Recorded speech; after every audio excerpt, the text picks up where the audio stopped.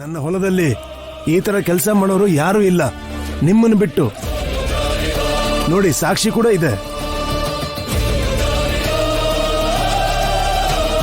ಇಷ್ಟೊತ್ವರೆಗೂ ಆದ್ಯ ಹೊಡಿದೇ ಇದ್ರು ಹೊಡೆದ್ಲು ಅಂತ ಇರ್ದೇ ಇರೋ ಸುಳ್ಳೆಲ್ಲ ಹೇಳಿ ಇವಳು ಕಾಲಿಗೆ ಬೀಳಿಸ್ಬೇಕು ಅಂತಿದ್ರಲ್ಲ, ಮತ್ತಿವಾಗೇನಂತೀರ? ಹೇಳಿ, ಇದಕ್ಕೆಲ್ಲ ಏನು ಉತ್ತರ ಕೊಡ್ತೀರಾ? ಇವ್ರುಗಳೆಲ್ಲ ಕುಡಿತಾ ಇದಾರೆ ಅಂತ ಹೇಳಿದ್ರು, ನಿಮ್ ಮಗಳು ನಾನ್ ಕುಡ್ದೇ ಇಲ್ಲ ಅಂತ ವಾದ ಮಾಡಿದ್ಲು. ಅದು ಸಾಲ್ದೆ ನಾನೇ ಅವಳ ಕಾಲ್ ಹಿಡ್ಕೊಳ್ಳೋ ತರ ಮಾಡಕ್ ನೋಡಿದ್ಲು. ತಪ್ಪಿವಾಗ ನಿಮ್ ಮಗಳು ಮಾಡಿದಾಳೆ ಅಂತ ಗೊತ್ತಾದ್ಮೇಲೆ ಶಿಕ್ಷೆ ಕೂಡ ಅವಳಿಗೆ ಕೊಡ್ಬೇಕಲ್ವಾ? ನೀನ್ ಸೂಪರ್ ಅಮ್ಮ, ನೀನ್ ಸೂಪರು. ನೀವು ಕೋಪದಿಂದ ಬಂದಾಗ ಈ ಸೀನು ಹಿಂಗೇ ಮುಗಿಯೋದು ಅಂತ ನಂಗೆ ಆಗ್ಲೇ ಗೊತ್ತಿತ್ತು. ಆದ್ಯ, ನೀನ್ ಯಾವ್ದಕ್ಕೂ ತಗ್ಬೇಡಮ್ಮ.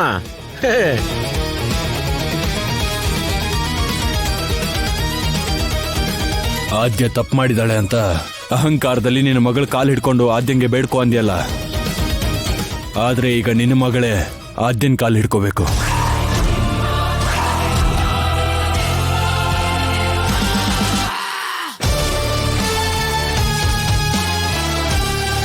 ನಾನಾ? ಅಮ್ಮ, ಏನಿದು?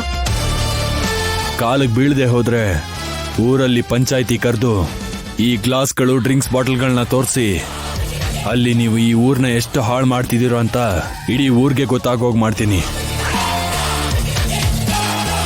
ಈಗಷ್ಟೇ ಹೇಳ್ತಿದ್ದೆ ಎಷ್ಟು ದೂರ ಬೇಕಾದ್ರೂ ಹೋಗ್ತೀನಿ ಅಂತ. ನಮ್ಮನ್ನು ಹೋಗು ಅಂತ್ಯ?